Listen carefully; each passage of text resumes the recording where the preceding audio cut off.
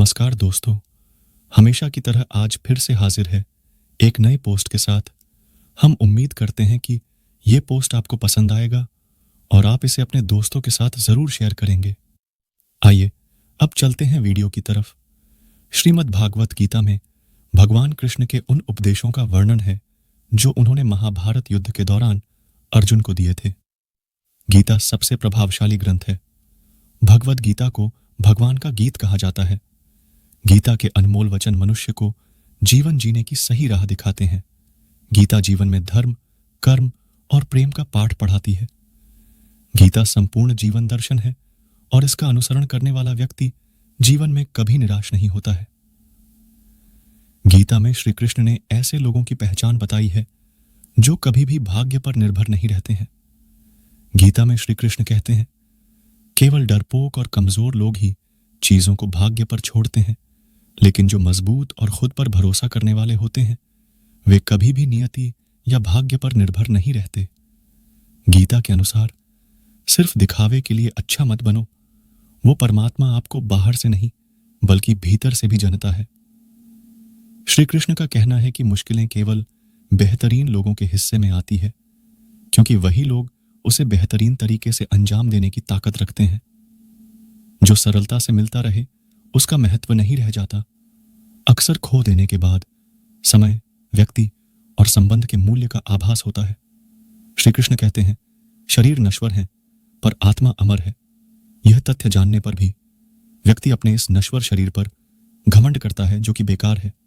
शरीर पर घमंड करने की बजाय मनुष्य को सत्य स्वीकार करना चाहिए।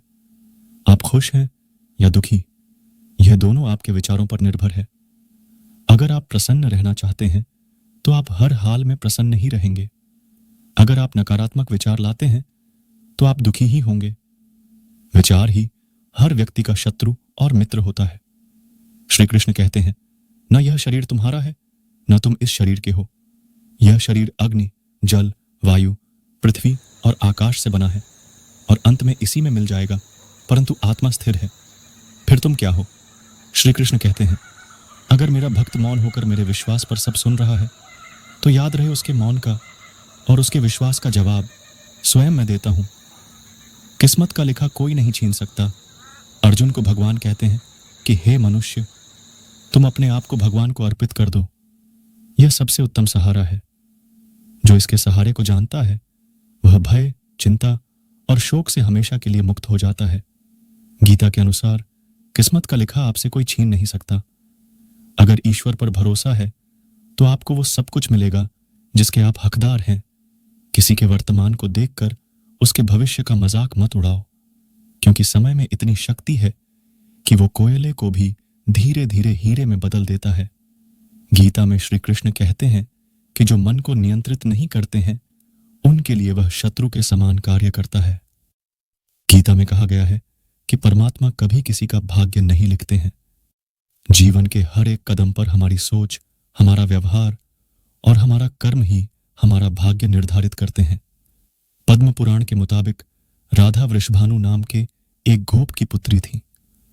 कुछ विद्वान मानते हैं कि राधा का जन्म यमुना नदी के पास स्थित रावल गांव में हुआ था।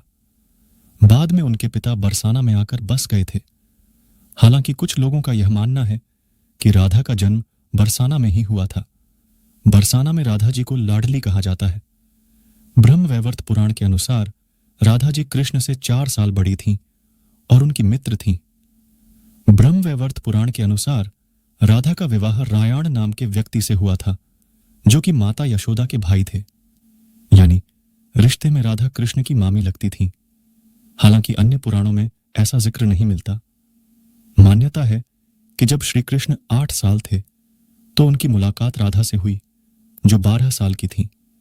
श्री कृष्ण राधा से प्रेम करने लगे। दोनों एक दूसरे से विवाह भी करना चाहते थे। जब ये बात राधा के घर वालों को पता चली तो उन्होंने राधा को घर में कैद कर दिया। वह लोग राधा और कृष्ण की विवाह के इसलिए भी खिलाफ थे क्योंकि राधा की मंगनी हो चुकी थी। कहा जाता है कि श्री कृष्ण ने राधा रानी से शादी करने की हठ कर दी थी। इस पर यशोदा माता और नंद बाबा उन्हें ऋषि गर्ग के पास ले गए। ऋषि गर्ग ने भी कान्हा को बहुत समझाया। इसके बाद कान्हा का मथुरा बुलावा आ गया। वह हमेशा के लिए वृंदावन छोड़कर मथुरा चले गए। उन्होंने राधा से वादा किया था कि वह वापस लौटेंगे, लेकिन वह कभी वापस नहीं आए। नहीं राधा जी के मथुरा या द्वारका जाने का जिक्र मिलता है। राधा और कृष्ण का विवाह न होने के कई कारण बताए जाते हैं। इसमें से एक कारण नारद जी का श्राप भी माना जाता है। रामचरितमानस के बालकांड के अनुसार माता लक्ष्मी के स्वयंवर में नारद जी भी जाना चाहते थे। भगवान विष्णु ने नारद जी के साथ छल करते हुए उन्हें खुद का स्वरूप देने के बजाय वानर का स्वरूप दे दिया, जिसकी वजह से माता के स्वयंवर में नारद जी का काफी उपहास हुआ। जब नारद जी को इस बात का पता चला तो वह बैकुंठ पहुंचकर विष्णु जी से बहुत नाराज हुए और श्राप दिया कि उन्हें पत्नी की वियोग सहना होगा। यही वजह है कि रामचंद्र अवतार में उन्हें सीता का वियोग सहना पड़ा और कृष्ण अवतार में देवी राधा से उनका विवाह न हो सका। एक मत यह भी है कि देवी राधा ने ही श्री कृष्ण से विवाह के लिए मना किया था। राधा यशोदा पुत्र कान्हा से प्रेम करती थीं, लेकिन जब वह मथुरा गए तो राधा रानी खुद को महलों के जीवन के लिए उपयुक्त नहीं मानती थीं। लोग चाहते थे कि श्री कृष्ण एक राजकुमारी से विवाह करें, इसलिए राधा ने श्री कृष्ण से विवाह न करने की ठान ली। यह भी कहा जाता है कि राधा को महसूस हो चुका था कि श्री कृष्ण भगवान का अवतार है। वह खुद को एक भक्त मानने लगी थी। राधा श्री कृष्ण की भक्ति में लीन हो चुकी थी। वह भगवान से विवाह नहीं कर सकती थी। भगवान श्री कृष्ण की शरारतों, उनकी लीलाओं और छल सभी कुछ मनुष्य के लिए कोई ना कोई सीख ही थी। राधा से विवाह करना भी मनुष्यों को प्रेम की असली परिभाषा से परिचित कराना था। कहा जाता है कि एक बार देवी राधा ने कान्हा से पूछा कि वह उनसे विवाह क्यों नहीं करना चाहते। इस पर श्री कृष्ण ने कहा कि कोई अपनी आत्मा से विवाह करता है क्या? श्री कृष्ण राधा को खुद से अलग नहीं बल्कि अपना ही अस्तित्व मानते थे। वह मनुष्यों को यह सीख देना चाहते थे कि प्रेम भौतिक संबंध से नहीं बल्कि आध्यात्मिक प्रकृति है। प्रेम और विवाह एक दूसरे से अलग नहीं है।